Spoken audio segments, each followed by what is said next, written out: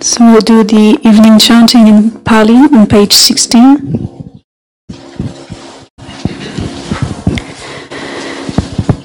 Yoso Bhagava Arahang Samma Sambuddho Swakato Yena Bhagavata Dhammo Supatipanno Yassa Bhagavato Sāvaka Saṅkho Dhammayam Bhagavantang Sadhamma Sasaṅgham Imehi Sakarehi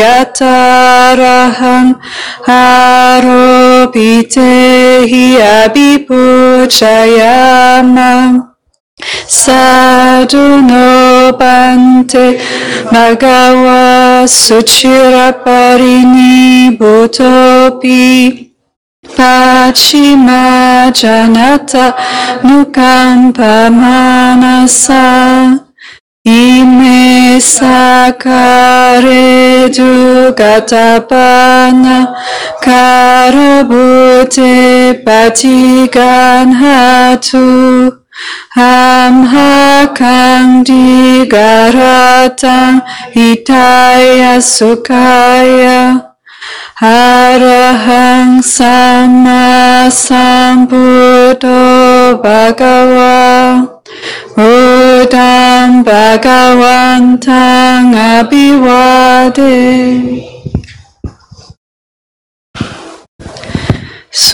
Swakato Bhagavata Dhammo Dhamma Namasami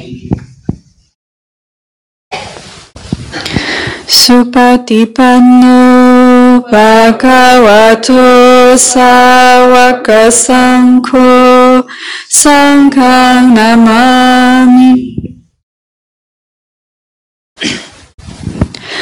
Handamayang Buddhassa Bhagavato Pupabhaganamakarang Karumase Namo Tassa Bhagavato Arahato Samma Sambuddhassa Namo Tassa Bhagavato Arahato Samma Sambuddhassa Namo Tassa Bhagavato Arahato Samma Sambuddhassa Handamayang Buddha Nusatinayang Karomase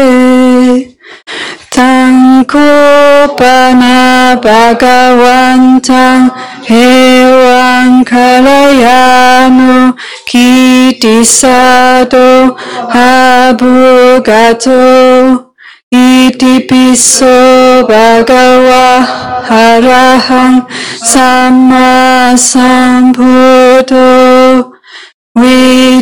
Vijacharana Sampano Sugato Lokavidu Anutaro Purisadhamma Saratisata Dewa Manusana Buddho Bhagavati Handamayang Buddha Bigiting Karomase Buddha Varahanta Varata Diguna Biyuto Sudha Vinyana Karuna Hisamagatato Bodhesiyo Sujanatang Kamalang Vasuro Vanda Mahantamaranang Sirasa Jinenda Buddhoyosa Bapaninang Saranang Kemamutamang Patamanu Sachitana Vandamitang Sirenahang Buddhassa samidasiva Buddho me samikisaro. Buddho dukkha sagata chavidata chahita same. Buddha sahang niyademi sarirang jivitan chidang vandanti hang sharisami Buddha sewa subodhitang nati me saranang anyang Buddha me saranang warang. Etena sacha vaje navadayang satusasane. Buddha me vandamanaya yang punyang pasutang ida. Sabe piantaraya me mahesum dasate jasa.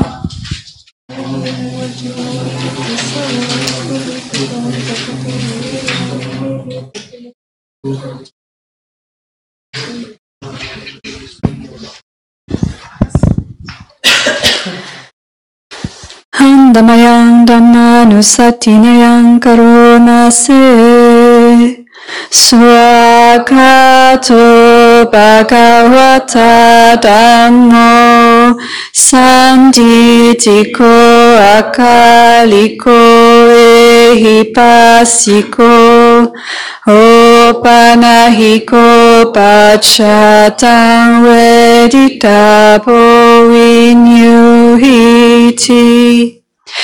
Handamayang dhamma bigiting karunase swakatata diguna yoga vasenaseyo yomagapa kapariyati vimokabedo dhammo kuloka patana tadadaritari Vadamaha Dhammārāng Varadamametang Dhammo yo sabapaninang saranang kemamutama Dutiyanu satitanang vandamitang sirenahang Dhamma sahasamidasiva dhammo me samikisaro Dhammo dukkha sagata chavidata chahita same Dhamma sahaniyademi sarira jivitan chidang Vandanti hang charisa midhamma sewa sudhamatang Nati me saranang anyang dhammo me saranang warang Etena sacha vajena vadayang satusasane Dhammang mewang dhammanaya yang punyang pasutang ida Sabe piantaraya me mahesum dasate jasam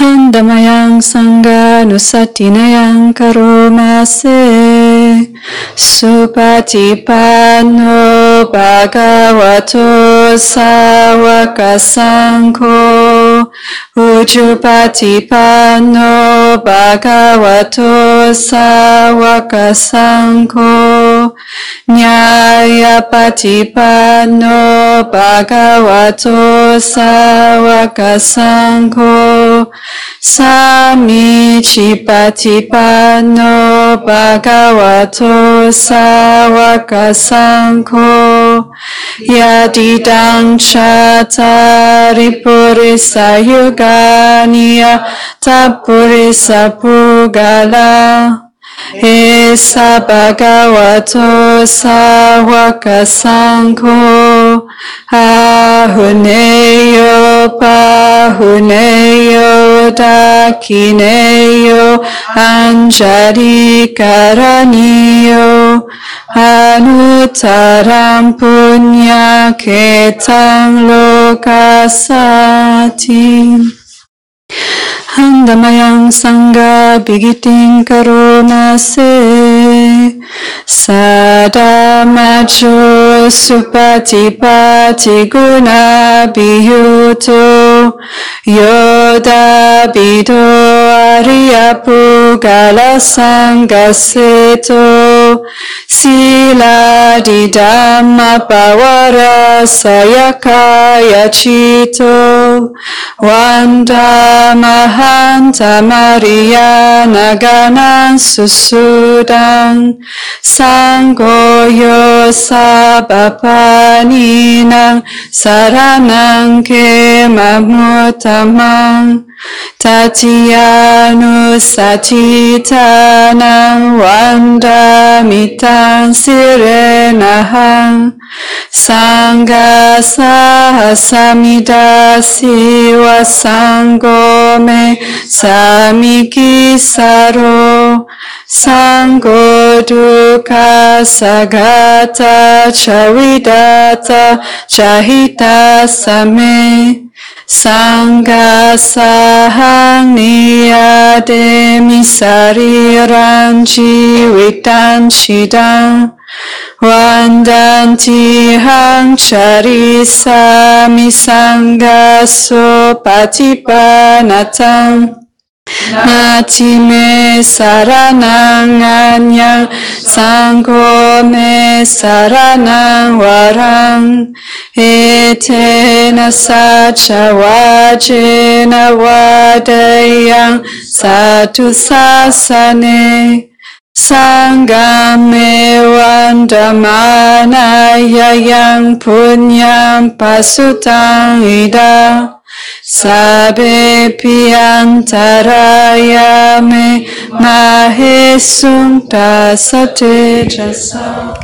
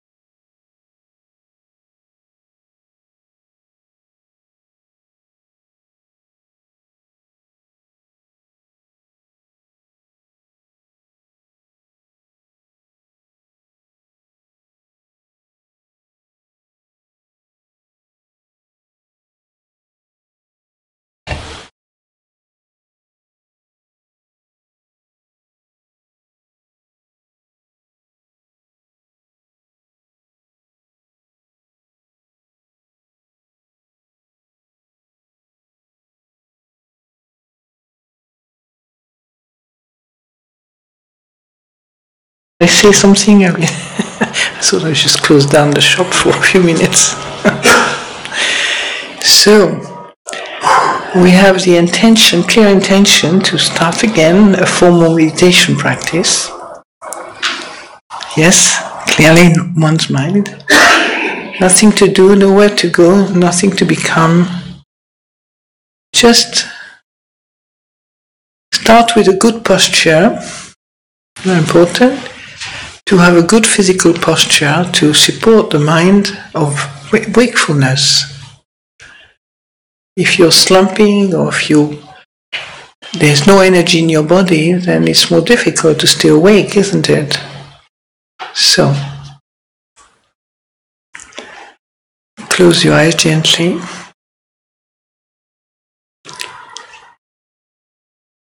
The chin slightly tucked in.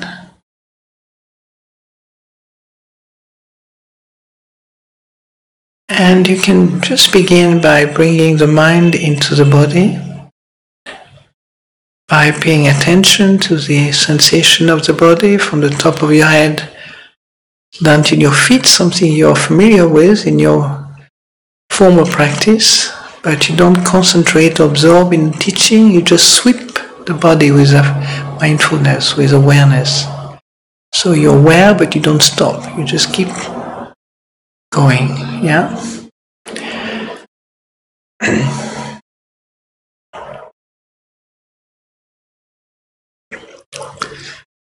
And the first steps in practice in meditation is just to make sure that the mind is stable enough, or the awareness rather, the refuge of mindfulness is stabilized in yourself. You're not absorbed into the body or absorbed into your thoughts, absorbed into your feeling. You just listen. The listening aspect, this verb, listening, gives the right impression about how to be with this mindfulness, this awareness of the mind. It's like an inner listening. Listen to your thought, listen to your feeling, listen to your mood. And at first, you might want to use your object of meditation to simplify things, to focus on one simple object rather than the whole manifestation of life in yourself.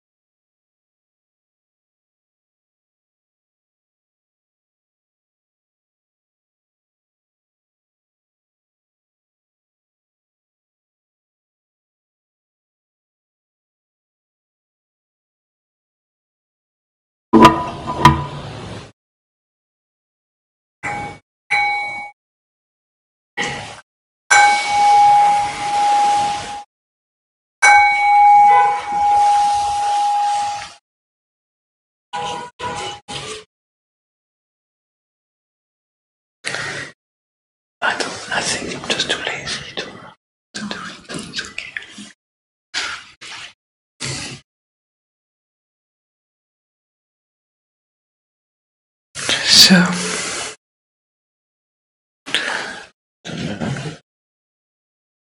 can maybe change it, yeah.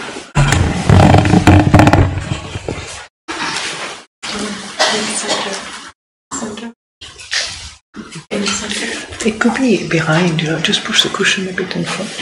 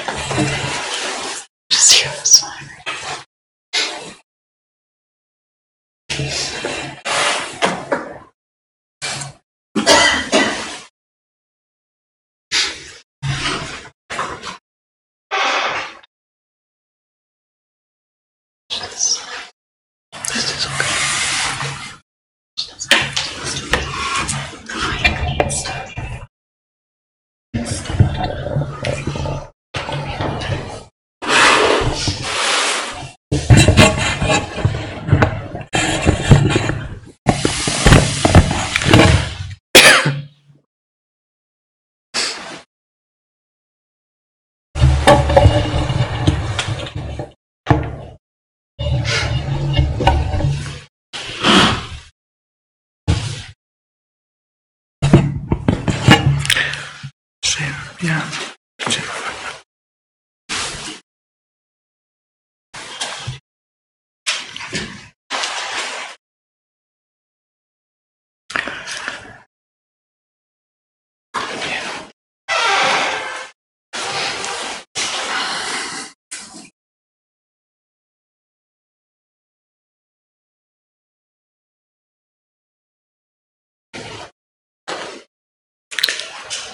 So we're going to request a talk.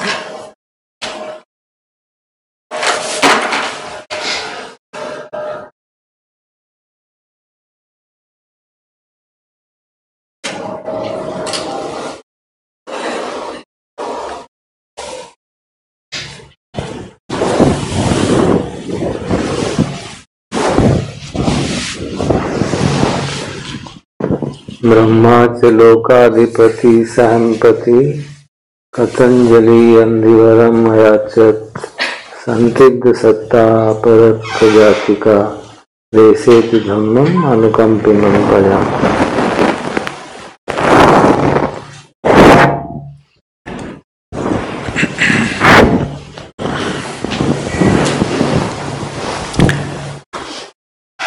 Namo tassa bhagavato arahato samma sambuddhassa. Namo tassa bhagavato arahato samma sambuddhassa. Namo tassa bhagavato arahato samma sambuddhassa. Buddham Dhammam Sangham Namasami.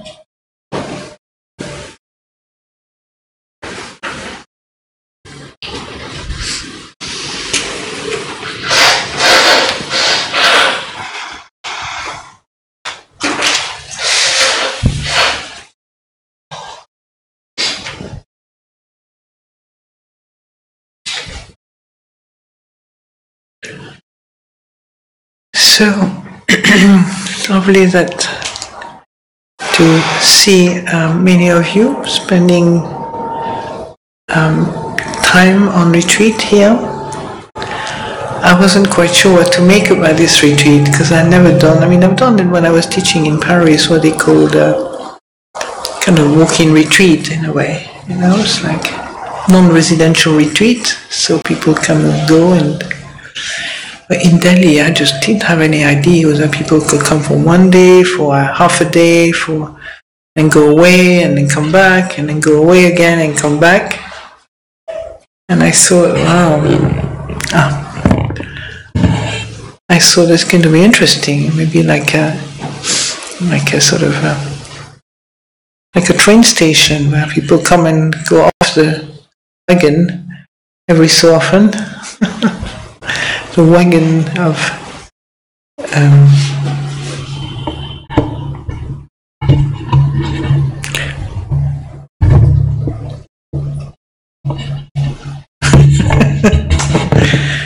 think, I tell you what, I have an idea. I'm gonna hold it back. Okay, I can bring myself forward. I think there's plenty of room here to speak as loud as I can. No problem. Can you hear me now? Yes. Ah, that's good. Are you comfortable there? Don't you want a chair or something? No? You had a cushion, but you moved out there. Okay.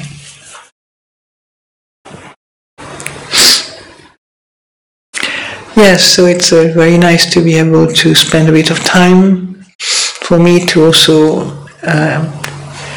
bring some information about the practice, bring some experience of practice, and to hopefully with the intention, I mean it's not clear intention, it's not hopefully, it is truly with the intention to help you on your path.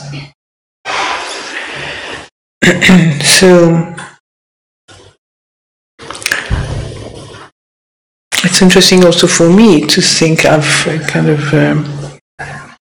to be in a situation where I think I'm fine. Do you want to put this up? No. Doesn't need to, I don't think.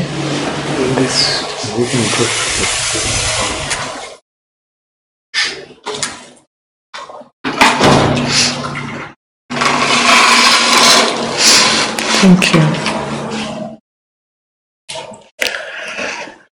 Yes, it's a new adventure also for me, just to see people trying to how can we say,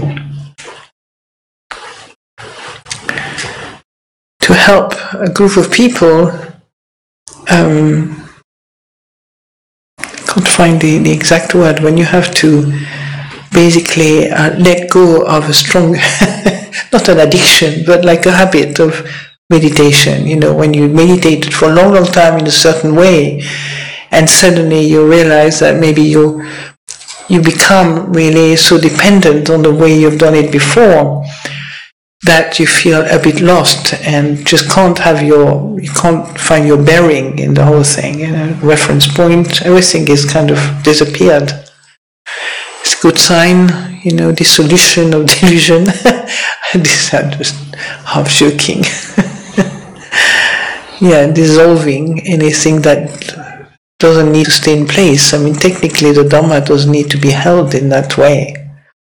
You know, if you have insight, they're with you for the rest of your life. True insights just are with you. You don't need to worry about it. It's like it's been integrated in your system.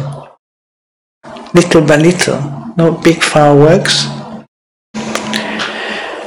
And as I said before, insight come a little bit in the most unexpected way, you know. Suddenly you just see a leaf falling, and suddenly you have a profound realization of something. You don't even know it would be coming, but you see suddenly maybe anicca. You never seen it before, but so it's a kind of mysterious world, you know.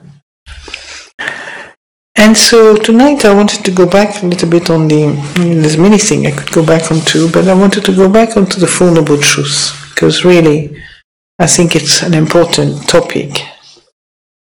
And it's the first sutta that the Buddha taught after his enlightenment.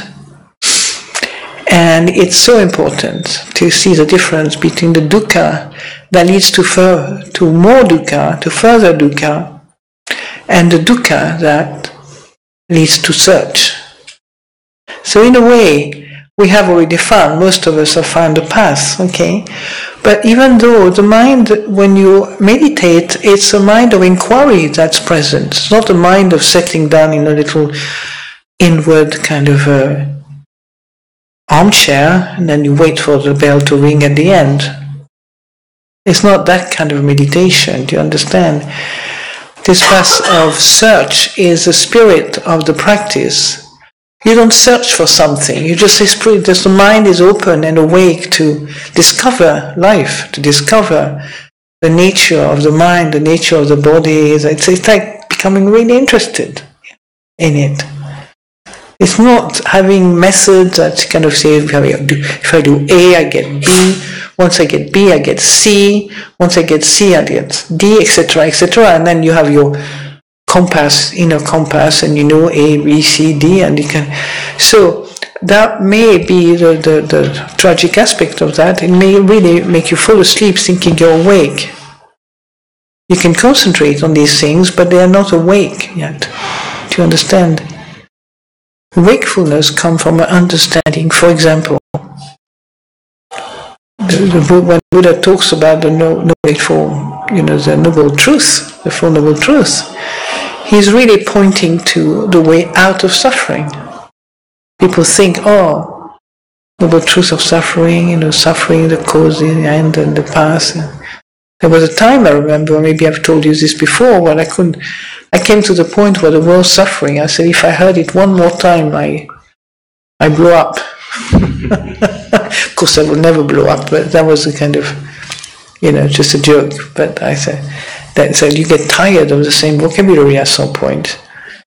And then it's just like a way of expressing. You're identified with these words instead of, so this identification to the word, this reversion, suddenly you just want to get rid of it completely. In fact, you can't. You can only get rid of it you don't get rid of it, in fact, at all. You just let it go. You just the experience of can't stand that anymore. Just notice, as Ajahn Amaravati has a great way of, verbalizing, turning things into a verb, it's a can't stand it, there's a feeling of can't stand it, constant feeling, that's all. When I can't stand it, there's a feeling. You don't have to have a whole mountain of stories, there's a feeling. The feeling of can't stand it. That simplifies things, doesn't it? No. Don't understand anything. Feeling. I'm confused.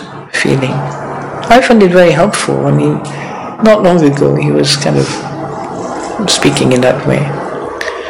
So that takes it out of my problem, your problem, my war with you, and so on. It's like, that's the feeling at that moment. Sometimes we want feeling just as a Vedana. Happy, unhappy, neutral. You all know, pleasant, unpleasant, neutral. You have lots of feeling when you sit on, your cushion, and if you have had enough of Buddhism, it's so confusing, feeling. It's good, isn't it? You understand? I'm going to lose my job, I'm a terrible thing, feeling. Yeah, it doesn't feel good to lose your job when you have a family.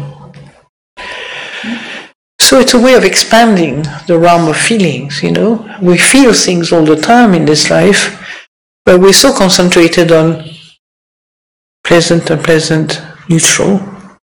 That doesn't cover the whole ground of the world of feeling of our life, does it? Does it? Huh? So, when we look at when the Buddha, I always love the life of the Buddha, because if you feel misunderstood, if you feel like unappreciated and criticized, when you read the life of the Buddha, it's just mayhem, You have this expression in Hindi as well. It's like he's criticized, people speak badly about him, he's fooled by people, people try to fool him.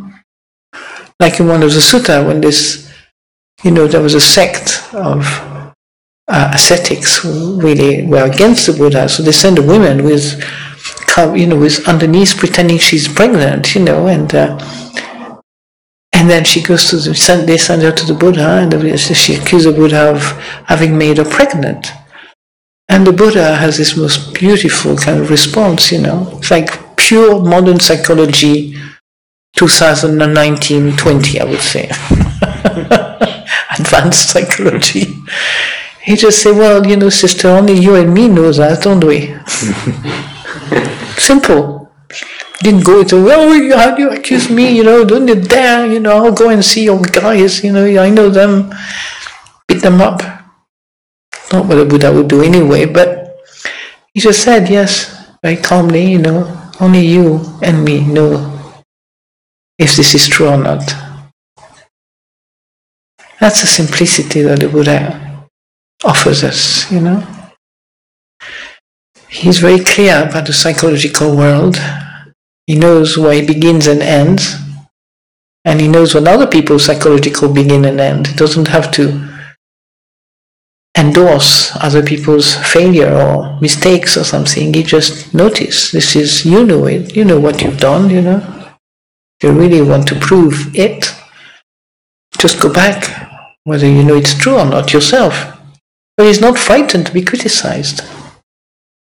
The truth protects him. It's more like the truth protects him.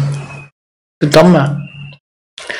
And it says in our chanting, you know, the Dhamma support and protects. Support those who support the Dhamma. You know. Just like the precept also has a great protection. Precepts. Great protection. And sometimes I reflect, you know, I'll go back to the Four Noble Truths, but, you know, the protection we have from the precepts is, when I reflect on them, I thought, what does it mean exactly? Well, after a while, when you meditate, you realize you're really connected with the world, you know, you're not separate. You know that everything has an influence on everything else. You know, just a sneezing start in Europe, apparently, butterfly in Australia behave differently. I can't remember the exact story, but a slight incident in one part of the world has a tremendous effect on another part. I don't know for myself, from direct experience, but I think Mr. Dara can probably tell us whether this is true or not. So you can see how interconnected we are, you know. So I was thinking, I was reflecting that when you keep the precept, they say, you know, in the sort of the highest blessings, you know, those who live by following this way know victory wherever they go, and every place for them is safe, you know. That's the blessings of following this path. And when you follow the path, the foundation, sort of, you know, the actual ethic aspect is a base. And I still remember myself, before I was a Buddhist, you know, I had this sense that this mind was really a wild beast. Yeah, I didn't mind having a wild beast in my mind, you know. I like the wilderness thing part, you know, I like being a bit wild myself. But I realized I don't know whether I wanted to live with that beast for the rest of my life. So I was wondering, how am I going to be helped, you know, knowing how to integrate what I think, the high-minded mind, you know, high-minded thoughts, the ideals, what I think should happen, how I should be, and so on, and the experience of daily life, which is like, you know, you're in the fridge eating another cake you're not supposed to eat. You know, you're spending more money than you have, maybe. You know, you blow up at somebody because they told you off. So you don't feel so high-minded at that level, you know, and then the gap, you think, becomes more and more obvious. I say, how am I going to bridge the gap between my ideals and the reality of my life? So that was a great incentive for me to find a way, search, you know. Who am I in all this, you know? Am I this high-minded person, you know, that have all these good ideas about how things should be, that criticize everybody who doesn't agree with me, and, you know, and then the reality of me, fear and anxiety and meanness or selfishness, you know, thinking about me. And so you can see we live in a world that's kind of problematic, because on one level we have this mind that can create reality that's so noble and so just, you know, so good. And at the same time we have an animal part of ourselves, neither noble nor ignoble, but it's just, you know, it's you can't really idealize that part of yourself so easily.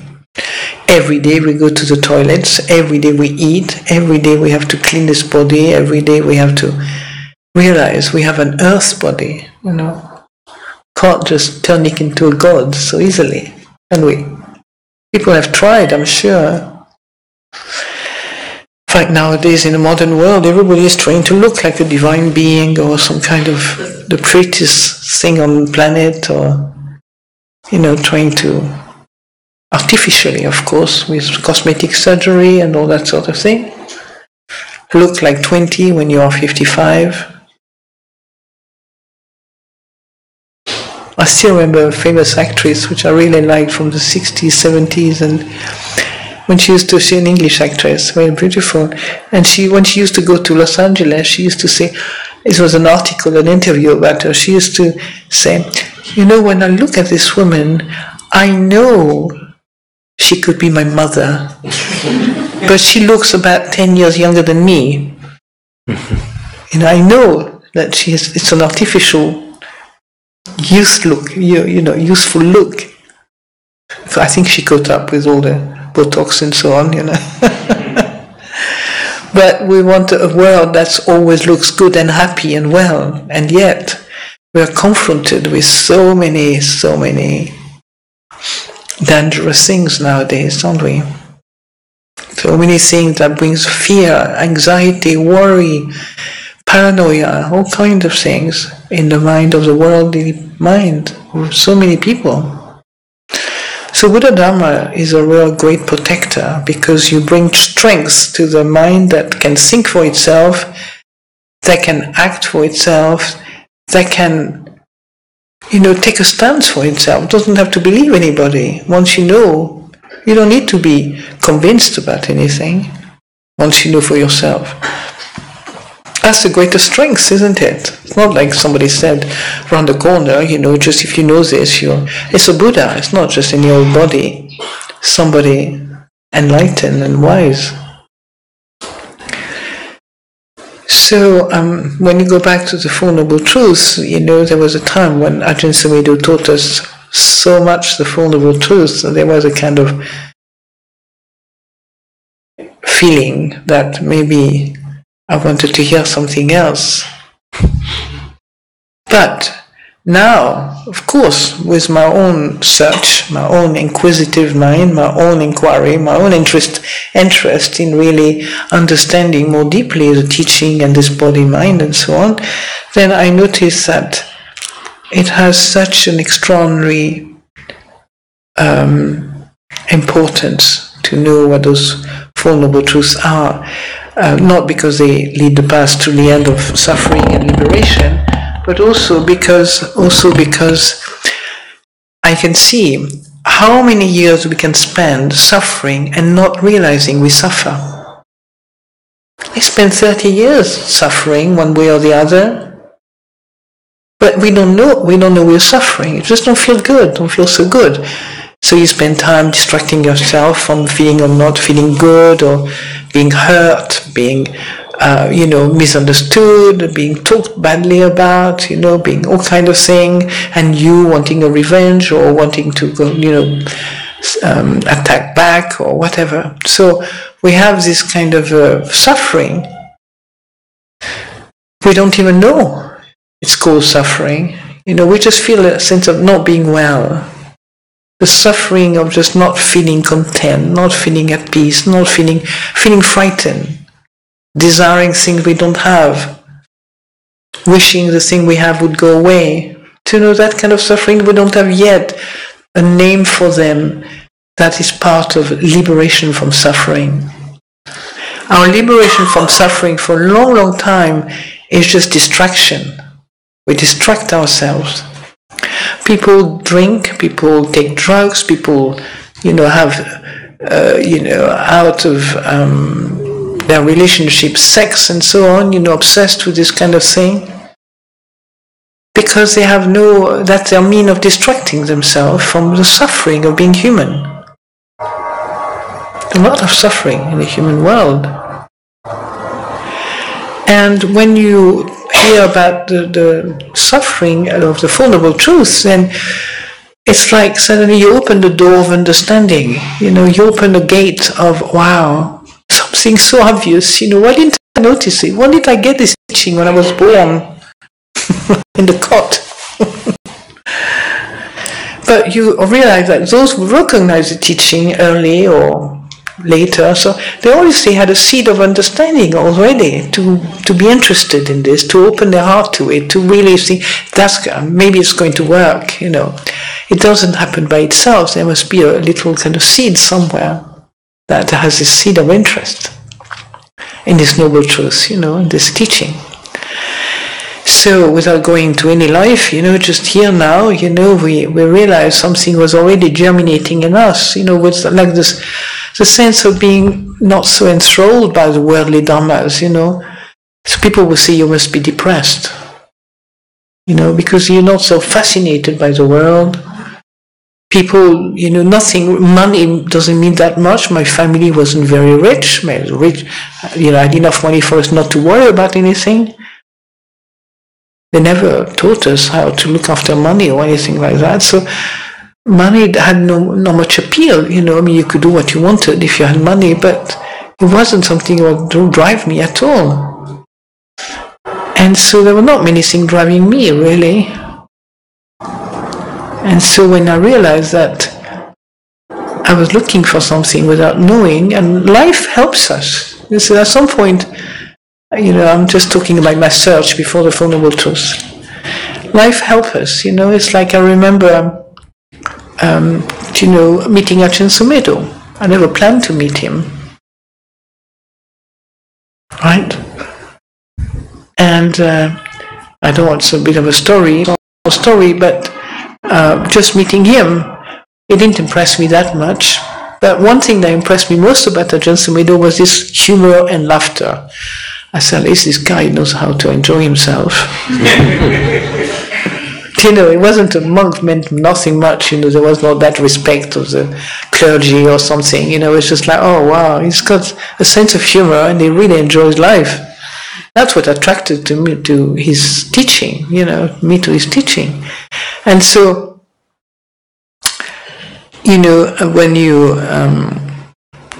you look around and you feel that there's nothing really that can help you in this discovery of what you're looking for, then life comes to your rescue. It's almost like, it's like people think it's God.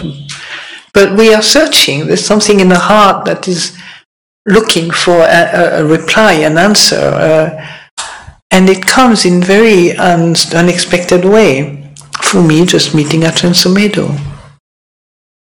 Listening to his talk, and already with I was at the university, I remember already I listened to this talk several years later. It was on the shelf of a friend of mine, friend of the Sangha, and I did not know how I had been in this talk, but I could hear myself laughing my head off at the back, really happily, I had no idea. All I remembered from that talk was me starting being like Opan, when he heard people doing Namo Tassa, with me, I used to say, God, you gotta shut up, stop eating your sandwich, But I didn't say that because in England that would really not be good at all, maybe in India you can do this, but in English just think like that, how dare they eating their sandwich while Ajahn Sumedho is giving a talk. That's all I could remember. But I didn't remember the fun I had also listening to his life. He was telling us how he lived in Thailand and how it was the simple life in the forest. And I thought, this is something I've been looking for a long, long time. Simple life. I did not know because my mind wasn't simple at all or contented with simple things, So suddenly I thought, wow, it's extraordinary. It's such a simple life. And he looks really intelligent.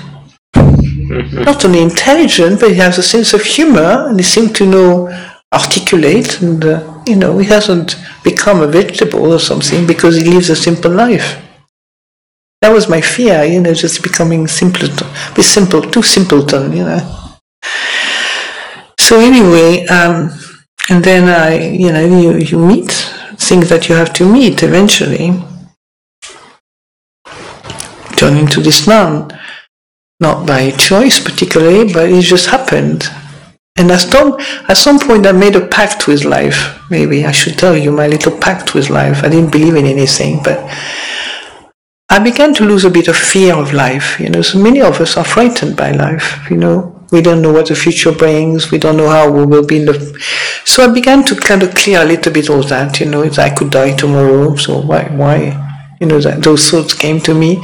I told you, maybe some of you already told you, when I heard about this young actor who died on the way flying back to London from Germany. And so I was already, in a way, prepared to take a risk, to not be frightened. And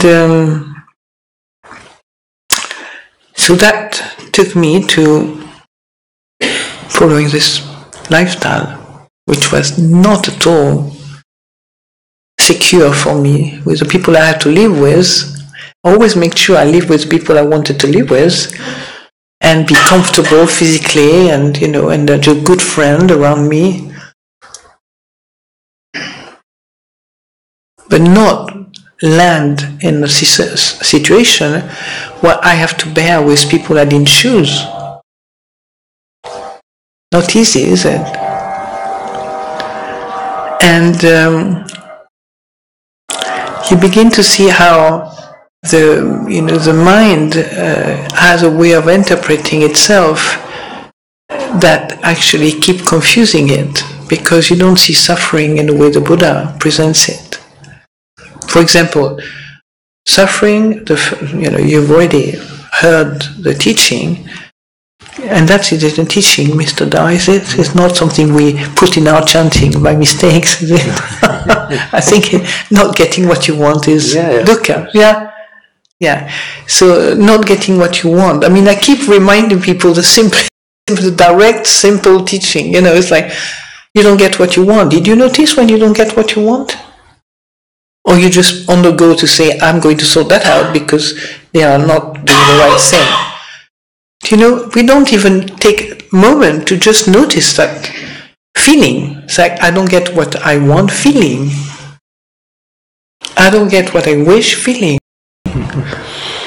Don't think about it. The happy thing is actually being a granny is really nice.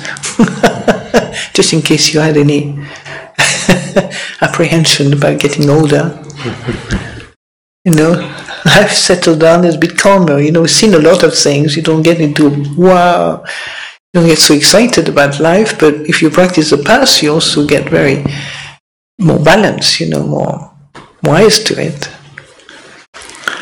So, and then, the First Noble Truth is telling us that we, suddenly there is a process of identification with our mind and body.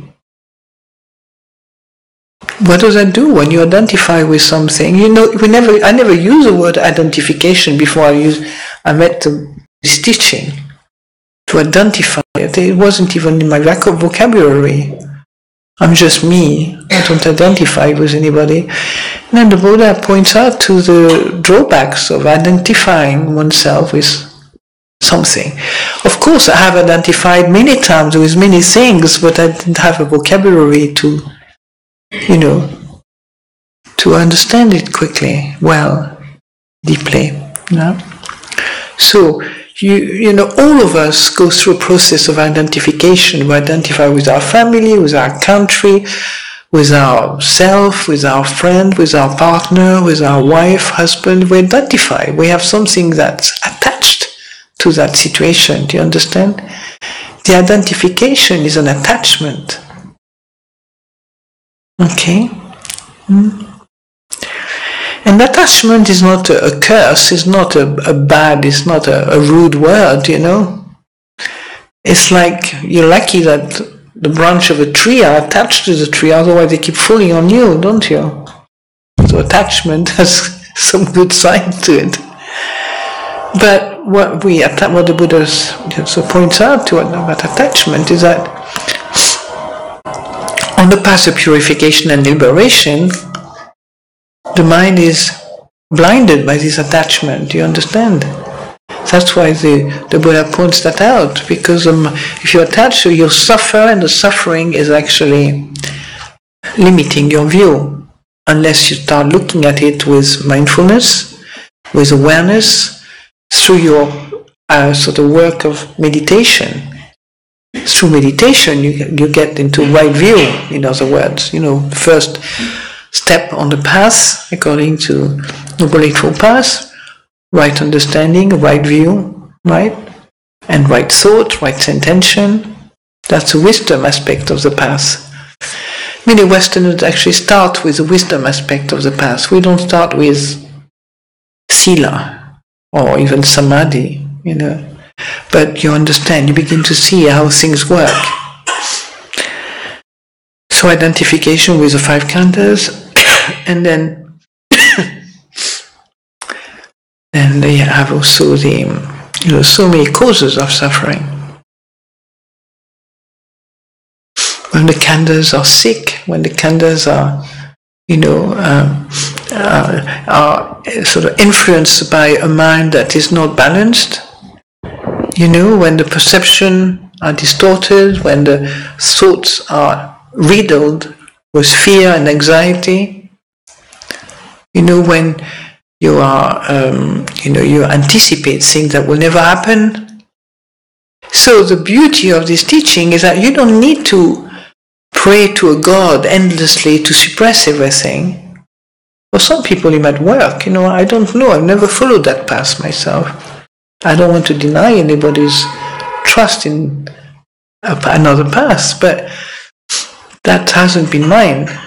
And so what I love about this teaching is that it's so open-handed. You look at these things, you understand their nature, you see that they keep changing, they're not substantial, they come and go really fast. You can't hold on to an identity like that, can you? So this anchor of life, where do you find it? You have to find something that anchor you in life, in daily life. And that's when probably you need the support of the Sangha and the teacher. It's a kind of reminder of the past, reminder that we're not alone, we're sharing something. Include the sense of being part of something, rather than suddenly, when you let go of the sense of self, you go through the kind of experience of being lonely, feeling really separate from everything. I remember to really bring the two together, the sense of like there's a me that's me, like the one I know very well, and then the me who is mindful. So these two didn't come together first. At first I had a feeling I had to stretch myself, to get above all this. So there's a kind of disconnection. There's a me that's kind of naughty and all this kind of thing, and then the me that's looking and not moving with it. You feel it's separate, But at some level, at some point, you realize it's not separate. It's just all around you. That mindfulness energy, that wakefulness is not separate from you. It's everywhere. And that's good because it's just being part of one whole, rather than the separate entities, That's one thing that I learned from Ajahn Sumedho, really. When he said one day, when I was working through a lot of fear during a retreat, and I remember he said at some point, those who struggle, I was sitting not too far from him because I was always the first in line, so he said, those who struggle with fear keep recreating it. That was me. And I didn't think I was struggling with fear. I just think I was doing a jolly good job of practicing Dhamma with fear. And that's when you need the help of somebody that can, you can be your own helper, But suddenly I could see myself. I was still aware of everything that was happening to me, which means I was going to trying out the thing that made me frightened. I began to notice that I was agoraphobic, the space. I did not know I was agoraphobic for it a while. It went. But the big field at Amaravati, some of you have seen it, I couldn't even go around at some point. This fear would grip me, And I did not mind not being able, just by that time, I was fine with seeing my limitations, which I knew would be only momentary. But it took long enough, too long sometimes, to come to terms with that. And I remember I was reading the suttas. I remember what the Buddha does when he has fear. You know, so I'm just telling you this story so that in case it happens to you, then you would know that it's possible that to happen, you know.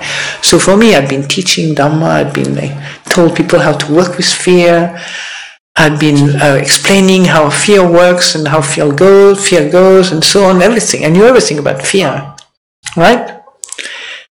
And then I find myself gripped with fear, and so my mind is there, you know, okay, what? I did not know I was doing anything, you know, like when I teach fear, just don't do anything, just watch, observe, you know, don't move with it and so on, don't identify with it. And me, I was there, you know, on a retreat, and I was kind of looking, you know, what does the Buddha do with fear? So at some point I saw, well, when I experience fear, I walk in walking meditation until fear abates. Then I lie down with fear until fear abates. And then I stand with fear until fear abates. And then I walk with fear until fear abates. I think I covered the 4 postures? Yeah. So I thought, well, that can help me. Let's see, you know. But I thought they would be abating, but, you know, then I would find them again in my room when I went back to my kuti or something. You know? At that point, when Ajahn Sumedho fortunately rescued me, when he said, you know, when you keep struggling with fear, you keep recreating the cycle of fear. Now this is very important teaching, because how many of us struggle with our particular situation, events in the mind, you know, whether it's fear, greed, hatred, delusion, whatever, we struggle, and unbeknown to us, we keep recreating it. Do you understand why I'm telling you the story? And so I realized that you mustn't mess up with this kind of thing, you know, because I went to do a retreat afterwards, another retreat, maybe in the summertime, I can't remember, 1 month retreat at Chithurst, you know. And I remember I said, you know, I know Mara well enough that you don't engage with Mara. So by the time Ajahn Sumedho, what he said also during that retreat, which is very important, I think, was your mind is not in your body. Many people think the mind is somewhere here, somewhere around here, or it may be the heart, right, or the heart of the mind. But the body is in the mind. Now, if you have meditated, practiced and so on, for me the penny dropped. My mind is not mine, you know. I mean, it's like, where is it? Where do I begin and end, you know? There, we stop at the door, stop here, where is it? My body is in the mind. Oh, for a long time you think your mind is in the body. Right? So, with these 2 teachings I got, you know, I went to the forest to Chithurst, and then I decided to do something very simple. I had a little kuti in the forest, and I had a perimeter around it, and usually I used to get this fear sometime in the forest on my own. There was nothing to fear, but then fear comes uninvited, you know. So because of that, I said to my mind, I will not move out of this perimeter no matter what Mara tells me. Like, Mara is a temptation, you know, it's like, oh well, now you know about fear, you can go, you know, why don't you try, you know, you try it. I've had this many times, you know, before. Why don't you try it? I saw the scenario very well. Try it. So I said, this time, no matter how many, because you want to try it to feel brave. You feel brave if you try to face your fear. Do you understand? Much braver when you tell the story to your friend than just saying, I'm going to stay in one place and not face my fear, just let them go. Do you understand? Are you okay? Or can we translate now? No, please okay. Okay. I have to look at the time also. Yes, time, isn't it? And so, so this is all about the First Noble Truth, by the way. Okay? When you want to go around the field, but you don't get what you want, you know? You want to be without fear, but you don't get that. It's all the First Noble Truth. Huh? And then, when I stayed in that retreat, at the end of it, I opened the field, going anywhere I wanted, and I went through the forest completely. I let go, so much fear. And during the retreat, that was not bothering me anymore. I went through the forest very peacefully. That's being with the First Noble Truth and letting it go. Do you understand? Pretty good, isn't it, as a deal? Win-win? Would you agree with me? You see suffering, and suffering helps you to let go of suffering. Yeah? Let's stay a little bit, a few more minutes, can't we? Yeah. And then you have the second Noble Truth, which is about, desire for sense pleasure, desire for becoming, desire for not becoming. Ajahn Sumedho had a marvelous way of explaining everything so simply and so immediate, in such an immediate, direct and understandable way. So he would just say, we all know what it is to desire sense pleasure, don't we? I mean, we have expertise, the sort of 5-star expertise on what to do with sense pleasures, our mind. And of course, when we start living a more renunciate life, you can see the intensity in our mind is a struggle of all the sensory habits that don't have an outlet anymore. It's really hard to sort of, when suddenly, I remember when just something you would not care at all normally, suddenly becomes so important to the point you could even want to kill somebody. I mean, of course, not physically, but metaphorically. When somebody passed the plates of chocolate on a midnight sitting behind me, they're senior nun. How dare they? Not only that, but you don't get it in time or anything.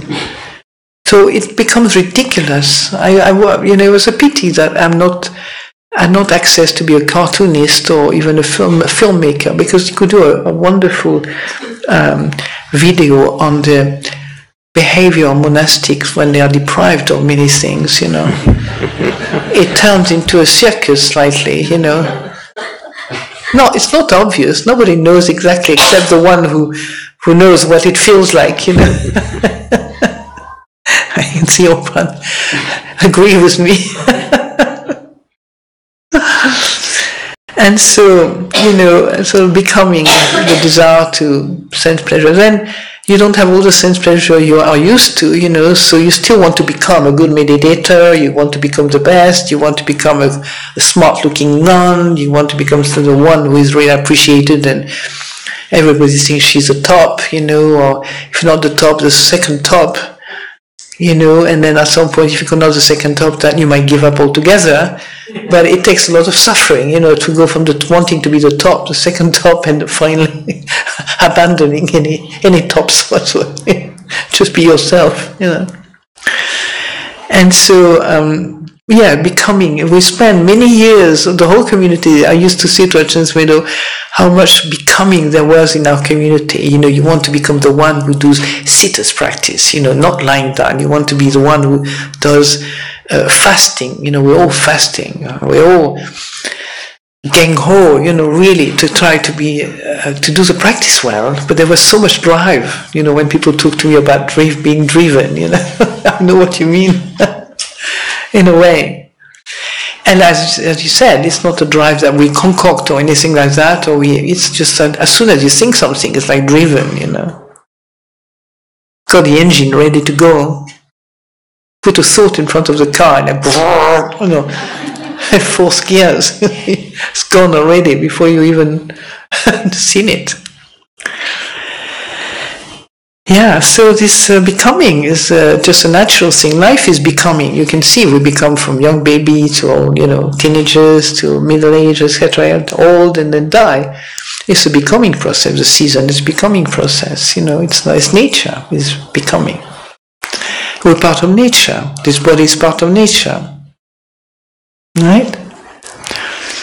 And we want to become loving and caring and kind. There's a lot of things in the spiritual life that can really make you miserable. Wanting to become somebody who is good. Wanting to become a good Buddhist. Now that sounds rationally, sounds good, that sounds normal, doesn't it? You say, I want to be a good Buddhist. You say that to somebody, you say, very good, Now, in terms of practice, it becomes a major obstacle because anybody that doesn't look like a good Buddhist becomes a problem for you.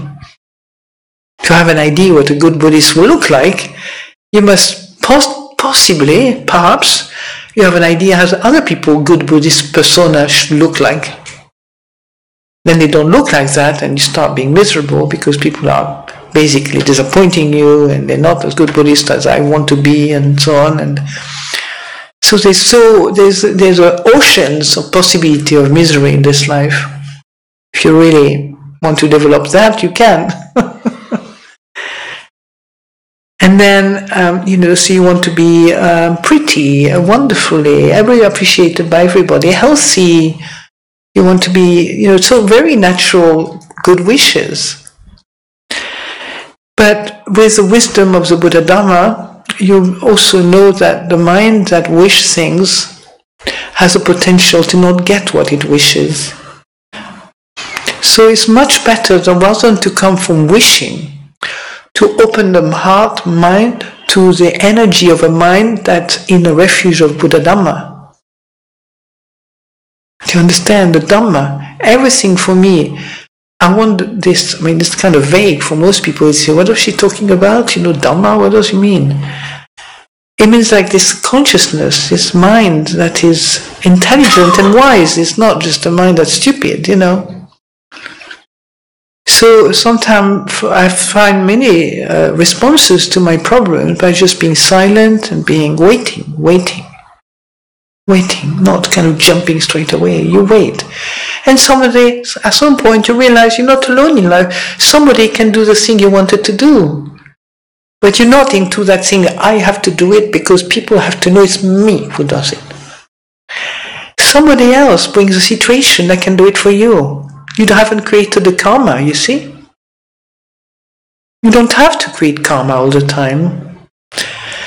That's the beauty of this path, is that life itself, I have a big trust in life. And that's the opposite of fear. When we don't trust life, we fear. I didn't tell you my little pact with life earlier on, didn't I? Shall I tell you? Because it really helped me a lot, I wasn't brought up a religious family, but my parents were, fighting for world peace already when I was about 4. We had world peace movement at home. They were left wing, They wanted the world to be a happy world, all the wealth shared with everybody. They had very idealistic intellectuals after the Second World War, returning to nature, living simply and so on. And so I wasn't particularly brought up religious. Religion was the opium of the people, that's far, Funnily enough, I'll tell you a little story because it's very sweet. My parents got a very good friend, like one of the person who looked after my brother, sort of during the day. She was actually the sister of the bishop of the Cathedral of Marseille, So she was a lovely woman, and she absolutely adored my parents, and they adored her. There was a deep relationship with this Christian woman. The same thing in the little village where my parents had a country house. And the little village there, they got very good friend with a woman who looks after the priest. It's very funny, very close, like really, they were not in the same kind of milieu particularly, but they just have this heart connection with these people. It was very nice. But even though there was no religion particularly involved with that, it's more like the art and that kind of world, spiritual world, from just embedded with a bit of politics in it and so on, But still, one can see that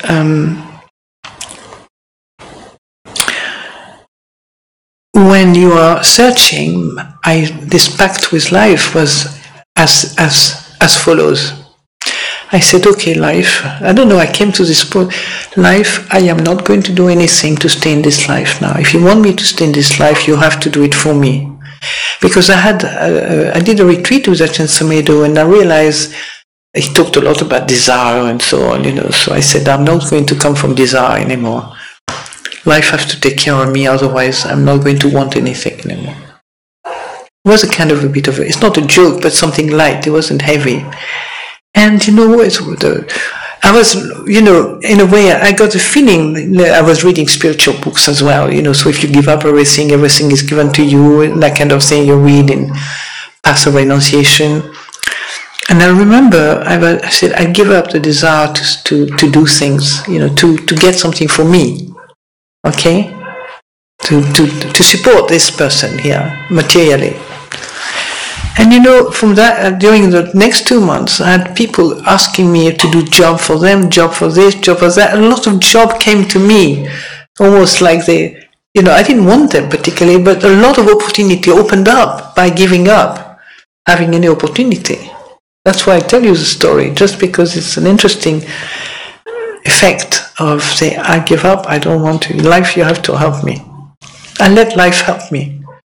And I do trust that a lot, I do trust that enormously. Because it brought me to Chithurst, it brought me to becoming a nun. I didn't want to be a nun, but I never intended to be a nun in my life. But there I am, So, this is something that we learn. I doesn't have to do everything. When you come from the heart of Dhamma, from the practice, from the past, you begin to see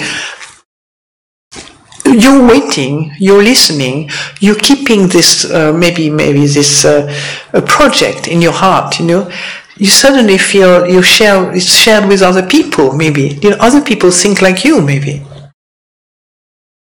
Okay? You're not alone thinking. That's why I've noticed that over the years.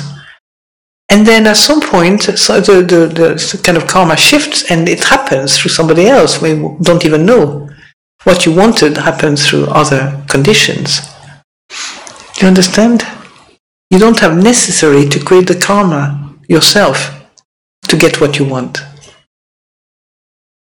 Or what you wish to have, to happen, So, just to go to the last one, the last aspect of the Four Noble Truths was not the Four Noble Truths, the last aspect of the second Noble Truth was the non-becoming. So Ajahn Sumedho used to describe it as, when you become this, you want to become young, you are happy and happy and happy, then you get depressed. And then the non-becoming, you stop wanting not to become anything. You get depressed, go into your bed, put your duvet over your head, don't want to know the world, don't want to know anything. That's what I experience that a lot, not physically, sort of putting myself in bed or depression, but inside oneself, there is a force I want to become and then not become. If you study it carefully, you will see it clearly. Have you noticed that? Yeah? You become, you want to become important or do something good, maybe, and at some point something turned around, nature turned around, and you don't want. So you have to go kind of navigate through these forces, which are not yours, it's just life, nature. Yeah? That's what you learn in this meditation, you see? It's very powerful. And then, I talked twice, I think second time I talked about the first and the second. I always said, next time I think I'll do the third and the fourth. But I presented to you the Lumpur Dun presentation of the Four Noble Truths, do you remember? The mind that goes out, okay, is the cause of suffering. The return, the result or the fruit of the mind that goes out is suffering. And the mind that goes out is a mind of desire, of course, So you say, if some people get puzzled by that, if I don't want anything, what do I do, how can I live without desire? Well, remember, desire is connected mainly with the kilesa, with the unskillful states of mind, Okay? Chanda is another word for desire in Pali. Chanda means zest, interest. If you're interested in something, you want something to do something good. It's part of skillful things. You don't want to do something good like, bring lots of wine to a group of people and make them drunk, or drugs. That would be, chanda for something unskillful. It's not what the Buddha advocates. But, probably done it for some of you.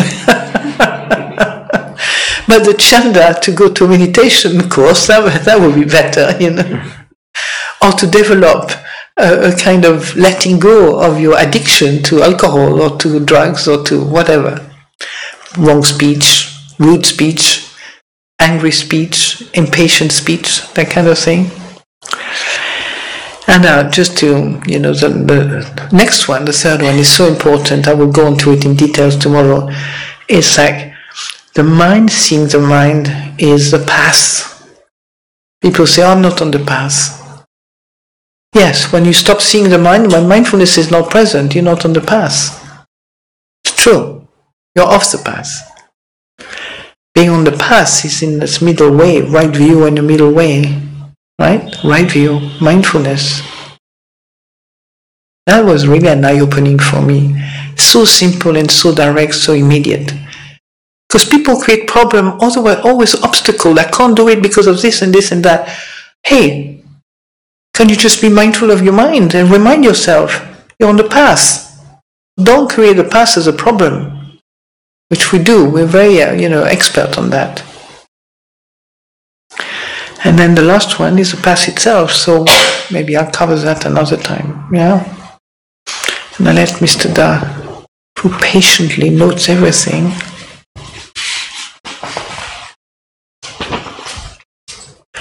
So I just want to say something. Yesterday we finished a bit late, okay? Right? It's only late because we decided to stop early. Remember that? If we decided to stop the meditation at 12 o'clock, that would be still very early, wouldn't it? I just want to point that out. Okay? Yeah. So don't worry about late or early. I mean, we try to be early, not to but try to stretch. A teacher will stretch your mind, I'm not here to do that for you, but with Ajahn Chah, keep the monks really late and late. That's just to see. It's so subjective. So now I'm just telling you. I could see already the mind going, oh God, going to... But listen, I mean, most of us go to bed at 10, only around 10, 11. So it's only about 10 to 8, Not a big deal. And then Mr. Da, would you like a little break before you do the... No, you sure? Like walk around a little bit, No, your knees are okay. I can do that. But I wouldn't mind a little break myself. Yeah. Okay. No, it's okay. We can do that.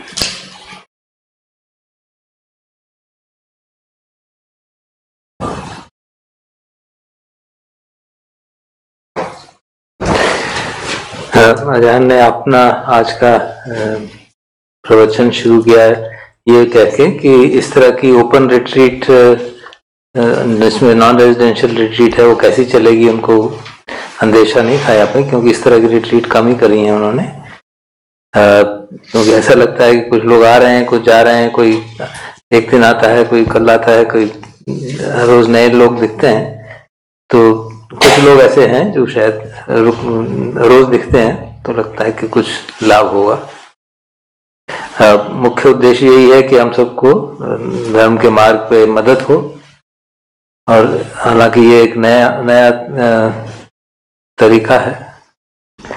तो आपका सुझाव यही था कि जो हम एक particular तरह से ध्यान करने का विचार रखता है, जो पिछले प्रश्न आए थे उनके संदर्भ में शायद अजान कह रही हैं कि हमारा जो धर्म की एक ट्रेनिंग है या टेक्निक है उसको ग्रास्प करना, वो भी अपने में एक बाधा बन जाता है। मुख्य उद्देश्य है कि हम जब जैसा हो रहा है उसके साथ रहें, और उस मार्ग पर चलते हुए जो इनसाइट्स डेवलप होती हैं, और वो इनसाइट सिर्फ क्वेश्चन पे ध्यान करने से नहीं होती, वो अनएक्सपेक्टेड तरीके से आती हैं। कईयों को ऐसा हुआ कि पेड़ से पत्ता गिरा और उससे उसका नित्य बोध इतना पुष्ट हो गया। तो हमको ओपन माइंडेडली काम करना चाहिए।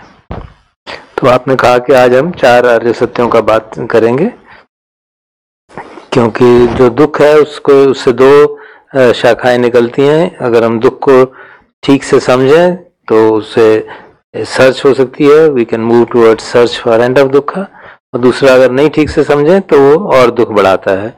तो इस बात को समझते हुए हम कोशिश करेंगे कि किस तरह से हम दुख के अनुभव से दुख को खत्म करने की डायरेक्शन में चलें।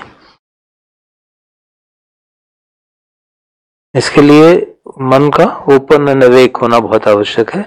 इसका मतलब कि हम जैसे मेथड्स में रहता है कि पहले ये करेंगे, फिर एक बात होगी, फिर बी होगी, फिर सी होगी, फिर डी होगी, तो एक सीक्वेंस बनाया हुआ है, एक पर्टिकुलर रिजिड तरीका फ्रेमवर्क बनाया हुआ है।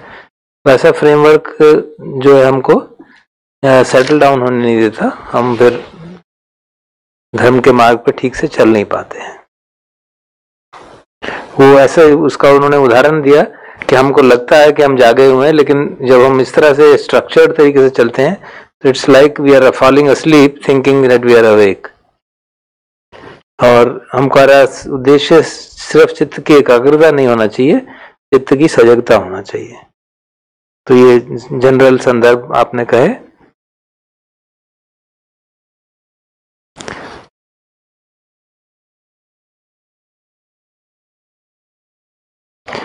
तो जो 4 अरे सत्य के जब उन्होंने बताया उसके बारे में अपने अनुभव की जब शिक्षा उसकी शुरू की, तो ये वर्ड सफरिंग सुन सुन के बहुत परेशान हो गए थे। तो उनको लगता था कि ये बार इस तरह से क्यों एक्सप्रेस किया जाता है सफरिंग को बार बार, क्योंकि सफर से इस शब्द से ही उनके प्रति ही अवर्षण हो गया था। तो साधना करने से और बात को समझने से समझ में आया कि हम इस सफरिंग्स को जो कह रहे हैं, जो अवर्षण है, we are not trying to get rid of it but let it cease naturally, let go of it. तो उसमें जो फर्क है, बड़ा सटल फर्क, वो हमको समझने की आवश्यकता है। तो उन्होंने बताया कि अजान अमरो इस बात को बड़े अच्छे तरीके से समझाते हैं कि जो भी हमारे मन की स्थिति है उसके साथ जो फीलिंग एसोसिएटेड है, अगर हम उसको ध्यान दें तो उससे डिस्टेंस बनने लगता है। जैसे उन्होंने कहा कि feeling of not being able to stand up to this, की ऐसी स्थिति हो तो मैं बिल्कुल समझौता ही नहीं कर सकता इसके सामने, या मैं कंफ्यूजन हो रहा है तो उसकी फीलिंग कैसी हो रही है, बेचैनी हो रही है तो उसकी फीलिंग कैसी हो रही है। तो उस तरह से अगर हम इन सब मनो स्थितियों को समझेंगे तो उनको प्रति आइडेंटिफिकेशन नहीं होता। ये वेदना जो है, जो फीलिंग है, वो नाना प्रकार की होती हैं, खास तौर पे मानसिक वेदना, मन की जो वेदना होती हैं, उनकी ओर हमको ध्यान देना चाहिए।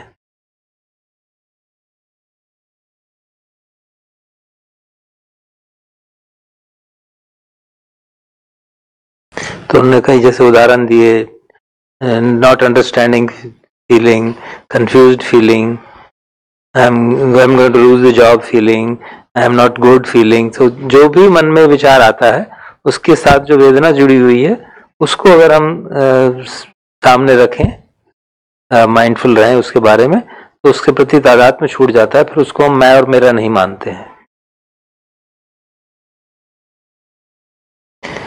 और उन्होंने बताया कि किस तरह भगवान के जीवन से उनको प्रेरणा मिलती है, क्योंकि वो उनके जीवन में कितनी बार वो उनके प्रति उनके गलतफहमी से समझा गया, उनको क्रिटिसाइज किया गया, लोगों ने उनको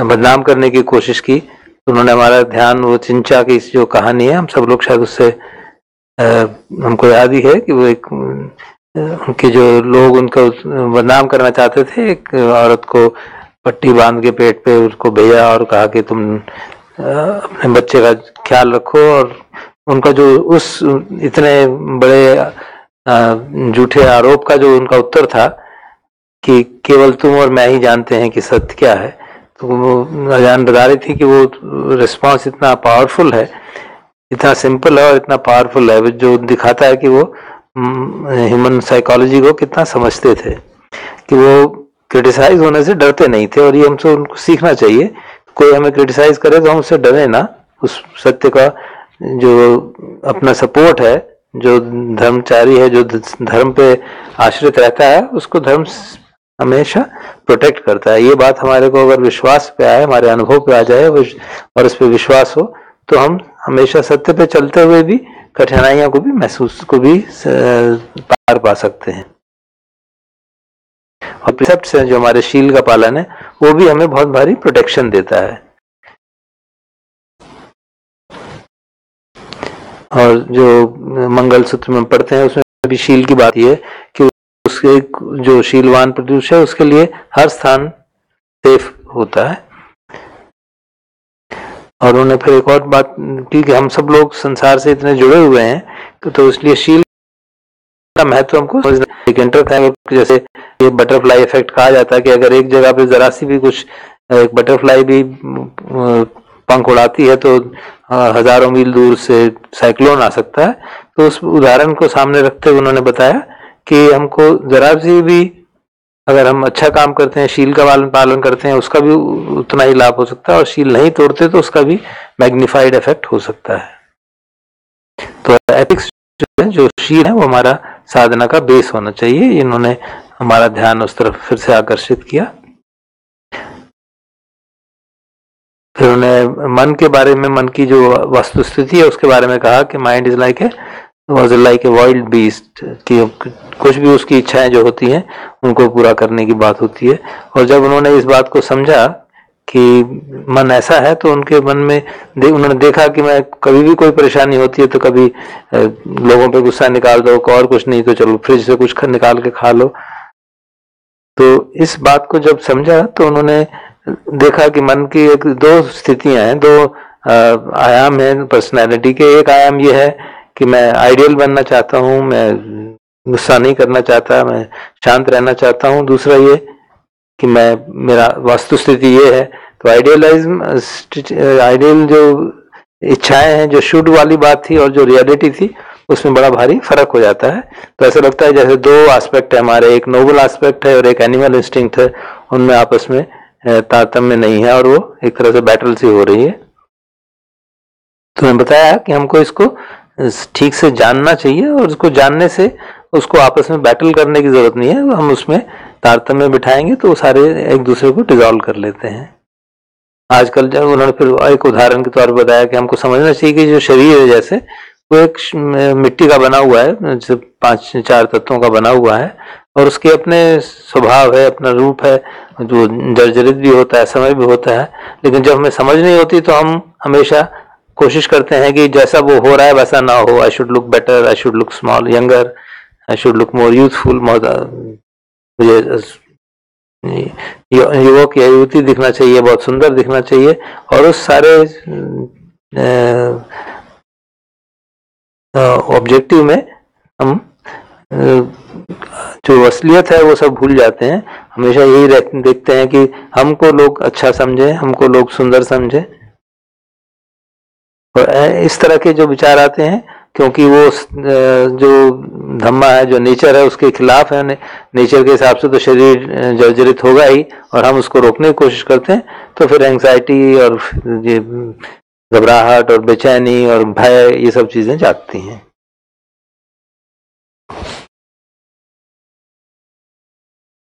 और जब हम अपने को ठीक से जानते हैं तो उससे कॉन्फिडेंस भी आता है। फिर अब 4 आर्य सत्यों का बात करते हुए उन्होंने बताया कि वो अजान सुमेधो के जो वर्षन है, जिस तरह से वो सिखाते हैं, उससे बहुत प्रभावित हुई।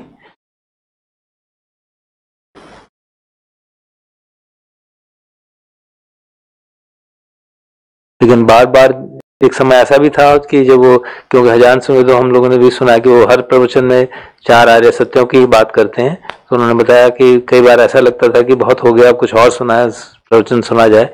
लेकिन अब इतने वर्षों बाद साधना करने के बाद उनको ये बात विश्वास हो गया है कि यही सचमुच में साधना का एक मूल मंत्र है, जिसको हम ठीक से समझें, इफ यू अंडरस्टैंड डीपली, तो उससे बहुत साधना में मदद मिलती है। क्योंकि मुख्य बात यही है कि जो दुख है उसको हम महसूस करते हैं लेकिन समझते नहीं है, तो इसलिए वो दुख का प्रहार नहीं हो पाता। हम जो हमारे एनिमल इंस्टिंक्ट्स हैं उसके हिसाब से ही उस पर रिस्पॉन्ड करते रहते हैं।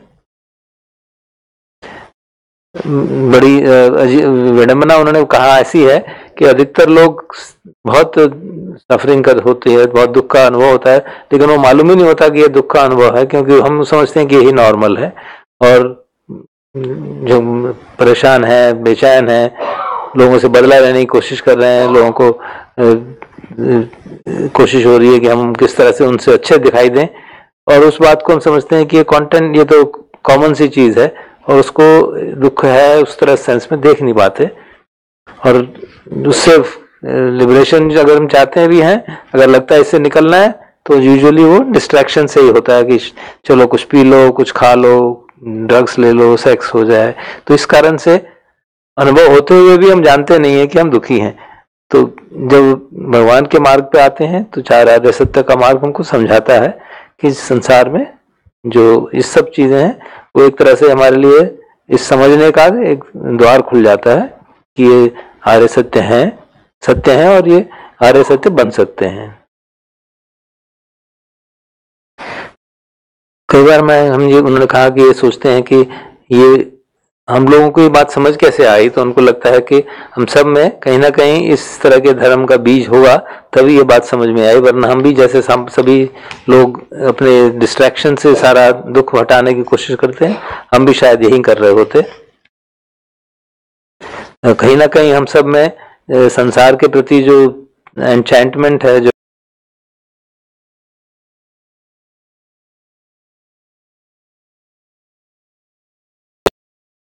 दिया कि पैसे का उनके पर बहुत ज्यादा उसके प्रति अटैचमेंट नहीं थी,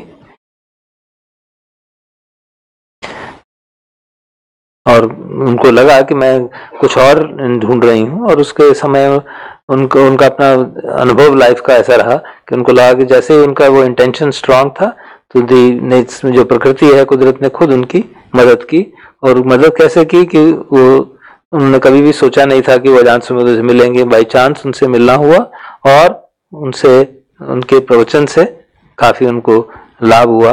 प्रवचन के कंटेंट से उतना लाभ नहीं हुआ जितना अजान सुमेधो की पर्सनालिटी से। उन्होंने देखा कि तो हम बड़े प्रसन्न रहते हैं, हंसते रहते हैं, और उन्हें लगा कि तो ही हैविंग अ नाइस टाइम। तो लगा कि ये तो सचमुच में करनी ये चीज है जो ये कर रहे हैं, हमको भी ऐसा करने की सोचना चाहिए।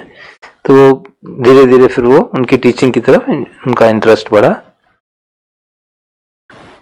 तो इस सब बात से उन्होंने निष्कर्ष निकाला कि जब हमारा इंटेंशन प्योर होता है तो जो प्रकृति है वो हमारी मदद खुद ही करती है और अनएक्सपेक्टेड वेज में मदद करती है। जैसे उनको अजान सुमेधो की टॉक का सुनना बिल्कुल अनएक्सपेक्टेड था, कोई उन्होंने प्लान नहीं किया था। और इसी तरह से कभी ये प्लान नहीं किया था कि वो नन बनेंगी, लेकिन आज वो 40 साल से इस मार्ग पर चल रही हैं। तो उन्होंने अपने जीवन का कुछ अनुभव शेयर करते हुए बताया कि काफी यंग एज पे ही, जब एक बार पिछली बार एक प्रवचन में बताया था कि जब उनको मालूम पड़ा कि यंग एक्टर जो था फ्लाइट में ही उसकी मृत्यु हो गई थी, तो उस बात को चिंतन करके उनको लगा कि कभी भी मृत्यु हो सकती है, पर क्षण मृत्यु हो सकती है। तो धीरे धीरे मृत्यु का भय जो है वो कम होने लगा।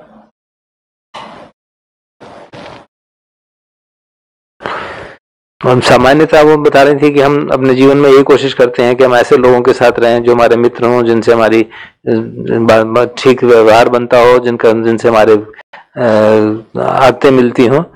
लेकिन अब वो ऐसी स्थिति में जब पहुंची जहाँ नन बनने के लिए, तो वहाँ ऐसी स्थिति तो नहीं थी। वहाँ लोग ऐसे थे जो उन्होंने चूज नहीं किए थे, और फिर उस परिस्थिति में रहने से भी मन में एक ट्रेनिंग का परिस्थिति बनती है। तो उनको उस परिस्थिति में रहने से जो आर्य सत्य है वो बात समझ में आने लगी कि जो हम चाहते हैं वो नहीं मिलता, और कुछ वो मिलता है जो जैसे हम चांट करते हैं पिए ही विपियो वो दुख हो। तो वो अनुभव पे आधार पे, जबकि वो वहां गई, वैसे लोगों से मिलना हुआ जो कि उन्होंने चूज नहीं किए थे, तो वो बात not getting what you want, वो कैसा लगता है, वो बात अनुभव के आधार पर समझ में आने लगी। और ये भी समझ में आने लगा जो हम अनित्य बोध की बात करते हैं कि सब कुछ बदलता रहता है, शरीर बदलता है, चित्त बदलता है।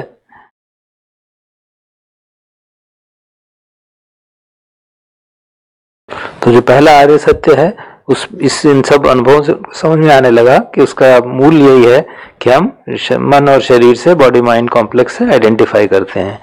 और आपने कहा कि ये शब्द आइडेंटिफाई उनकी वोकैबुलरी में ही नहीं था, क्योंकि वो करते भी थे उससे आइडेंटिफाई, लेकिन लगता तो ये तो सच नॉर्मल ही है, ऐसा ही तो होता है। तो ये समझ नहीं आता था कि हम उसके साथ आइडेंटिफाई कर रहे हैं, ना कि ये कि वही हमारा सत्य है। तो हम चीजों के साथ आइडेंटिफाई करते हुए भी, चाहे वो अपनी परिवार हो, चाहे देश हो, चाहे पार्टनर हो, चाहे हस्बैंड हो, चाहे वाइफ हो, आइडेंटिफाई करते हुए भी हम ये नहीं समझते कि हम आइडेंटिफाई कर रहे हैं, क्योंकि उसको अटैचमेंट इतना होता है कि वो समझ नहीं आता। लेकिन उन्होंने ये भी ध्यान आकर्षित किया कि इसको नहीं समझना चाहिए कि अटैचमेंट कोई कर्स है, वो एक उसको उचित परिप्रेक्ष्य में देखना चाहिए। जैसे उदाहरण में दिया कि एक पेड़ की जो शाखा है वो उसके साथ अटैच रहती है तभी वहां रहेगी। तो अटैचमेंट पर से ठीक नहीं, बुरा है ऐसा नहीं मानना चाहिए, लेकिन अगर हम उस अटैचमेंट से ब्लाइंड हो जाते हैं, उससे हम सत्य देख नहीं पाते या देख नहीं पाते कि अटैचमेंट है, तो दुख जो है कारण वो बनता है। तो जब तक हम उसको सती से माइंडफुली देखते नहीं हैं और विजडम से नहीं देखते, तब तक वो कारण बनता है। लेकिन अगर अटैचमेंट भी हो और उसको हम देखें ठीक से, तो दुख का कारण नहीं बनता है। तो 5 खंडों से जो आइडेंटिफिकेशन की बात है, जो भगवान ने प्रथम आर्य सत्य में समझाई है, उसके बारे में फिर उन्होंने चर्चा की कि किस तरह से हम शरीर से आइडेंटिफाई करते हैं, वेदना से करते हैं, परसेप्शन से करते हैं, संज्ञा से करते हैं। तो वो बात उन्होंने उदाहरणों से समझाई।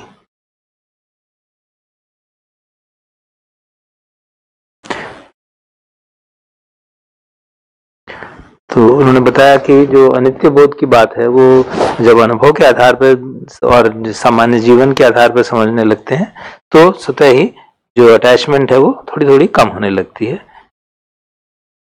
और फिर अगर जब हम आगे बढ़ते हैं इस मार्ग पे, और जब 5 खंडों से तादाद में थोड़ा कम होने लगता है, तो ऐसा लगता है कि कोई हमारा जीवन में कोई एंकर नहीं रहा। तो उस समय जो संघ है, जो आचार्य हैं, जो टीचर हैं, उसका सपोर्ट बहुत महत्वपूर्ण होता है। नहीं तो जो सेंस ऑफ सेल्फ जैसे हम हल्की पड़ते लगती है, तो एक तरह से अकेलापन, एक लोनलीनेस आने का संभावना रहती है। लेकिन जब अब संघ का पाठ है, तो ऐसा लगता है कि कब सपोर्ट एक दूसरे का बना रहता है।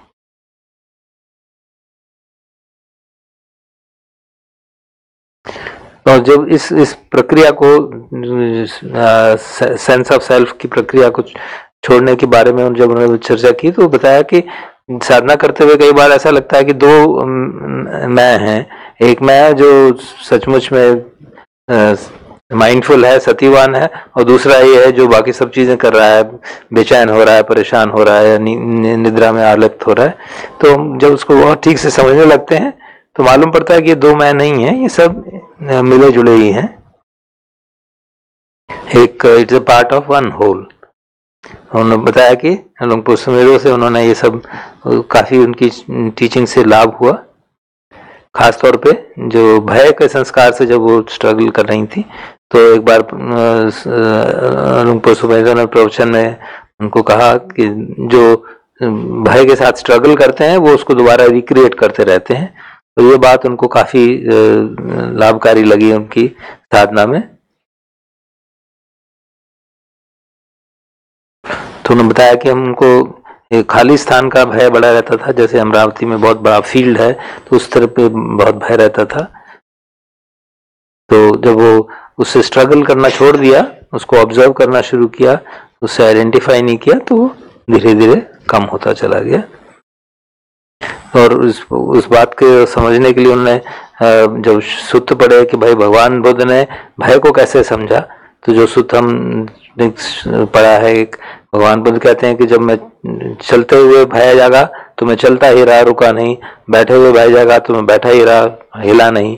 खड़े हुए भय जागा तो मतलब पोस्चर तक चेंज नहीं किया, तब तक देखते रहे भय को जब तक कि वो समाप्त नहीं हो गया। तो उनको ये बहुत प्रेरणादायक बात लगी। और अजान सुमेधो की बात से भी वो तारतम्य खाया कि भाई जब हम किसी भी चीज को, किसी भी संस्कार के प्रति स्ट्रगल करते हैं, देन वी रिक्रिएट इट। और दूसरी बात जो उनको इंसाइट बहुत अच्छी लगी अजान सुमेधो की तरफ से, कि जो मन है हमारा, वो हमारे शरीर में नहीं है, लेकिन हमारा शरीर हमारे मन में है, क्योंकि हम शरीर की जो अनुभव करते हैं वो मन से करते हैं। तो फिर उन्होंने अपना जीवन का एक उदाहरण हमारे सामने रखा कि भय के स्थिति में कैसे उन्होंने उसको देखा कि एक फॉरेस्ट में, जंगल में उनकी कुटी थी, और वहां पे वो जाती थी तो भय आ जाता था अपने आप ही। तो उन्होंने ये तय किया था कि जैसे अजान सुमेधो ने कहा है, भगवान बुद्ध ने किया, बिल्कुल वैसे ही करेंगे। और उस तरह से वो धीरे धीरे भय मुक्त हुई और फिर वो सारे जंगल में उसमें जा सकती थी बगैर किसी भय के। तो ये प्रथम आर्य सत्य की बात उन्होंने बताई। फिर दूसरा आर्य सत्य की बात बताई कि जो दुख के कारण बताए जाते हैं, जो हम चांट करते हैं, काम तन्हा, भव तन्हा, विभव तन्हा, तो उनके बारे में उन्होंने एक्सप्लेनेशन दिया कि जहां तक काम तन्हा की बात उन्होंने कहा कि हम सब लोग सेंस प्लेजर्स में तो एक्सपर्टीज है, तो उसके बारे में तो हमको ज्यादा चर्चा करने की आवश्यकता ही नहीं है। और जो रेनंशिएट होती है, जब प्रवर्जा लेते हैं तो काफी स्ट्रगल इस बात से करना पड़ता है कि जो सेंस प्लेजर्स की आदत है उसे स्ट्रगल करना पड़ता है। तो उन्होंने उदाहरण रूप में बताया कैसे भिक्षुओं को कितनी शुरू में कितनी कठिनाई होती है जब उनकी प्रिय वस्तु सामने है और उनको मिलने वाली है और कोई आके ले जाता है उससे, क्योंकि उनसे पहले है, सीनियर है।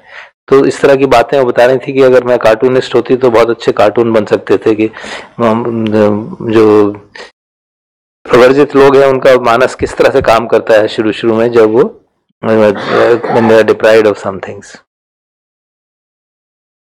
दूसरी बात फिर उन्होंने कही भव तन्हा के बारे में कि हम कुछ बनना चाहते हैं। अगर काम तन्हा जैसे थोड़ा ग्रिप उसका रूज होता है तो फिर ये रहता है कि अच्छा मैं अच्छा साधक बनूं, अच्छा भिक्षु बनूं, अच्छी नन बनूं और बेस्ट मेडिटेटर बनूं, टॉप मोस्ट मेडिटेटर बनूं। बताते हैं ये जो टॉप मोस्ट बनने का है इससे भी बहुत दुख पैदा होता है। और ये भी आप अनुभव के आधार पर सब लोग जान सकते हैं कि हमारी सारी साधना की मार्ग में हम कितना बिकमिंग के साथ, कितना भाव के साथ जुड़े रहते हैं। यद्यपि बिकमिंग जो है हमारे पार्ट का एक शरीर का एक प्रकृति का नियम है। हम बच्चे होते हैं, बड़े होते हैं, मिडिल एज में आते हैं, बुढ़ापे में जाते हैं, तो वो change is a part of nature.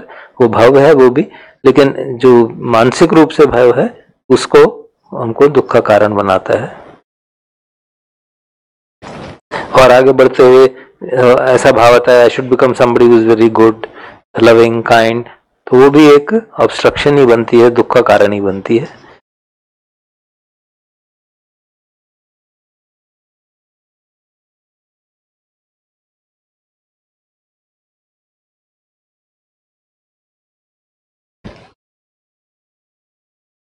तो हमको क्या करना चाहिए? क्या हमको अच्छा नहीं बनना चाहिए?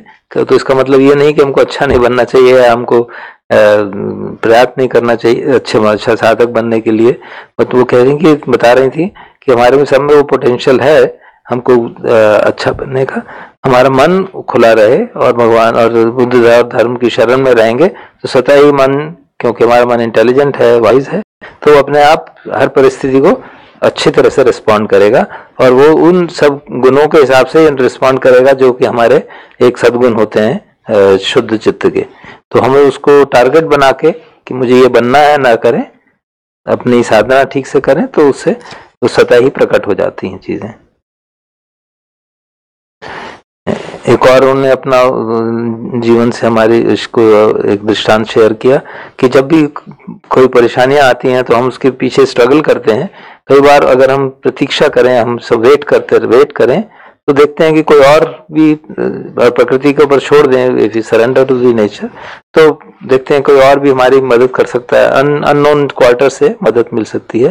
तो यही इस मार्ग की सहजता है कि हमें अगर अपने मार्ग पे विश्वास है और प्रकृति पे विश्वास है तो हर परिस्थितियों का, हर परेशानियों का कोई ना कोई हल स्वतः ही निकल आता है। सिर्फ हमें आवश्यकता है पेशेंस की और वेट करने की।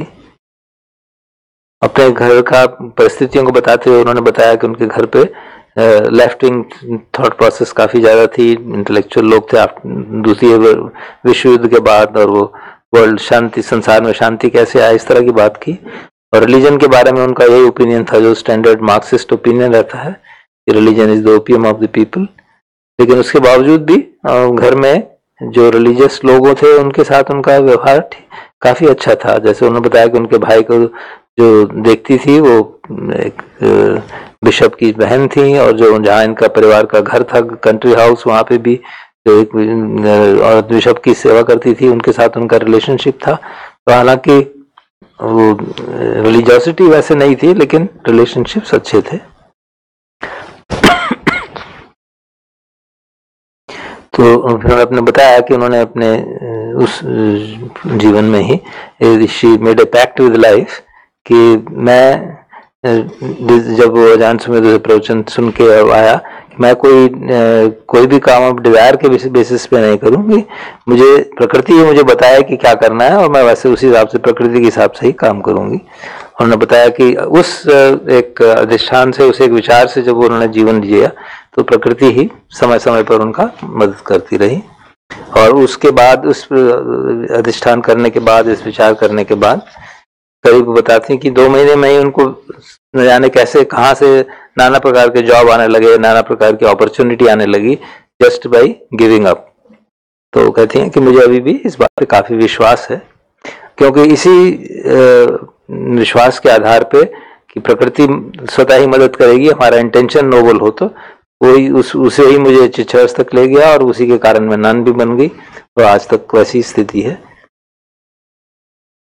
तो हमको विश्वास रखना चाहिए कि हमको हर काम खुद ही सब करना है। सारी हमारी इच्छाएं, सारे हमारे जो होलसम इच्छाएं हैं, जो छंद हैं, वो भी हमारे प्रकृति पे छोड़ दिए जाएं तो उससे भी, जैसे कोई बड़ा प्रोजेक्ट है हम दूसरों के साथ शेयर करें तो लोग स्वतः ही उसके साथ जुड़ना शुरू हो जाते हैं। ये जरूरी नहीं है कि हर काम हम खुद ही करेंगे।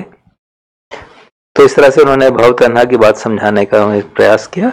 दूसरी बात थी विभव तन्हा की, कि अगर भव तन्हा नहीं पूरी होती तो उसका रिवर्स फॉर्म हम ले लेते हैं। कभी हम कुछ बनना चाहते हैं, नहीं बन पाता है तो सोचते हैं अच्छा कुछ नहीं बनना, कुछ नहीं करना।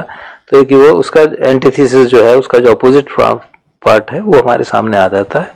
तो ये सब हम सबका अनुभव है। उन्होंने पूछा कि आप सबका भी अनुभव होगा कि एक चीज डायरेक्शन में चलते हुए अगर नई सक्सेस मिलती तो हम बिल्कुल उसके अपोजिट डायरेक्शन में चलते हैं, शुरू करते हैं। और आर्य सत्यों को आगे समझाने के लिए उन्होंने हमारा ध्यान लुंगपोरदुन के जो 4 आर्य सत्यों के स्टेटमेंट हैं, जो हम लोगों ने सुने थे अजान सुमेधो से भी, वो उनके बारे में चर्चा की कि जब हमारा मन बाहर चला जाता है तो वो दुख का कारण बनता है। और मन का बाहर जाने का कारण ही एक तृष्णा होती है, कहीं ना कहीं कोई इच्छा होती है। और जो उसको तृष्णा को उन्होंने छंद से भी डिस्टिंग्विश किया कि छंद जो है स्किलफुल हो सकता है, जबकि तृष्णा अकुशली होती है। छंद कुशल भी हो सकता है, जैसे अच्छे काम करने का छंद, अपने बुराइयों को छोड़ने का छंद, अपनी स्पीच को सुधारने का छंद। तो लुंगपोरदुन के ही मार्ग के स्टेटमेंट्स को बताते हुए उन्होंने कहा कि जब हम मन बाहर जाता है तो वो डिजायर के कारण जाता है, तो उससे सफरिंग होती है। और फिर तो इस तरह से वो 2 आर्य सत्य समझाते हैं लुंगपोरदुन। और फिर तीसरा चौथा वो कहते हैं कि mind seeing the mind is the path, मतलब कॉन्शियसनेस से अगर हम कॉन्शियसनेस देखें तो वही हमारा मार्ग है। और उस मार्ग का फल जो है, जो हमें दुख मुक्ति की ओर ले जाता है। तो उन्होंने बताया कि माइंड सीइंग द माइंड से किस तरह से वो सम्मादृष्टि होती है, सती आती है। तो उन्होंने कहा कि इस बात की चर्चा हम कल करेंगे, अगले प्रवचन में करेंगे। एक बार अंत में उन्होंने एक कमेंट किया कि कल काफी लेट हो गए थे, लेकिन जो लेट और अर्ली है ये सब सब्जेक्टिव चीजें हैं।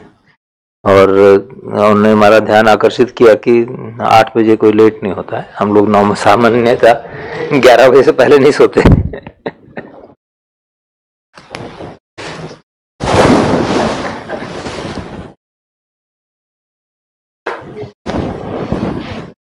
So he just the last statement that 8 o'clock is not late. You said that we are used to sleeping 10, but maybe it's more of 11 when we sleep by 11, 8. You mentioned that yesterday we got late. I just dutifully told them everything.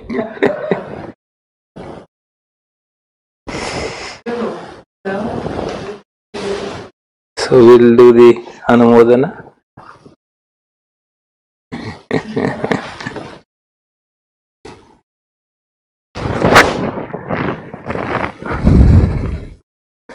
Andamaya Dhamma कथाय साधुकारं ददामसे। Sadhu Sadhu Sadhu अनुमोदामि।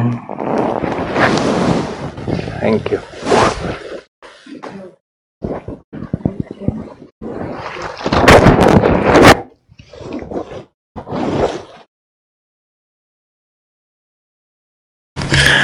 We'll meet again tomorrow, hopefully, and make sure that when you go to, to help your mind to be reminded that it's refuge now. We have to do this regularly until the refuge is well established. To give strength to this refuge in awareness, it's like I don't like to divide the mind, so the lower mind or the higher mind, but sometimes it helps for people to understand there is a mind that's aware and refuge of wisdom and the mindfulness, and that can see the conditioned mind. You understand? So it's sometimes we kind of can be helpful. You don't want to do two minds. It's the same mind, but not to forget that. So what can make us forget is that when we get the old mind kind of ticking, and it starts making us believe that it's real, after we've spent a whole day anicca dukkha anatta, anicca dukkha anatta, so anicca, anicca. And then the dukkha, now you can actually remember this dukkha is really the first noble truth, right?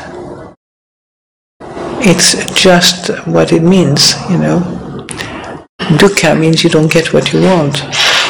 You can see in meditation, it's always like you to do something.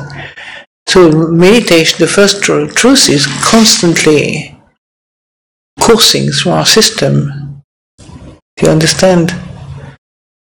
Look at your mind, how much it moves around the coursing of this system.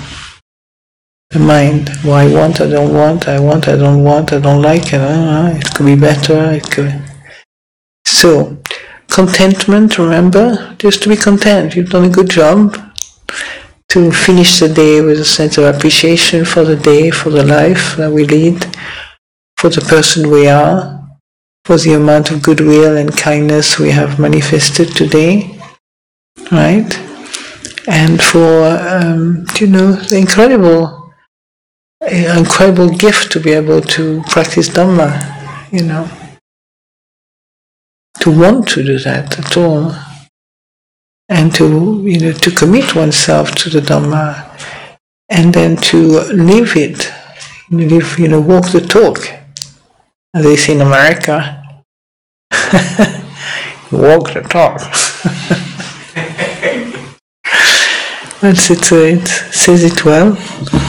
So what we can do now is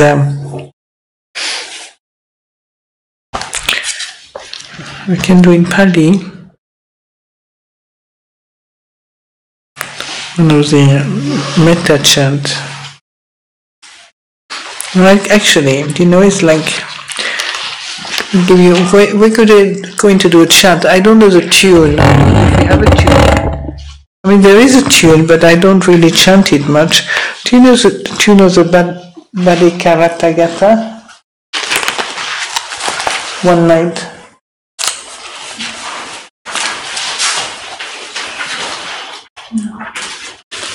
Let's see. So we can just read it. Read it. Verses on the shining night of prosperity. You see, translation really can change drastically. The first translation I read of this particular sutta was One Lovely Attachment, it was called. One lovely attachment. You could have one attachment that was lovely out of all the attachment. And then this is taught in one shiny night of posterity.